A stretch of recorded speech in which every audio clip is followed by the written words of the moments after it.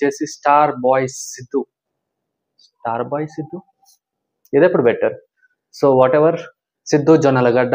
And heroine వచ్చేసరికి రాశి ఖన్నా. చాలా రోజుల తర్వాత వచ్చింది హీరోయిన్. అసలు కనిపించకుండా పోయింది. వరల్డ్ ఫేమస్ లవర్ తర్వాత పెద్దగా ఏం సినిమాలు లేవు అమ్మాయివి.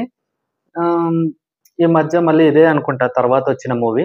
And Srinidhi Shetty, obviously beautiful actresses. Srinidhi Shetty KGF 1లో పెద్దగా అనలేదు, బట్ KGF 2లో పర్లేదు, అండ్ హిట్ 3లో కూడా బాగానే ఉంది.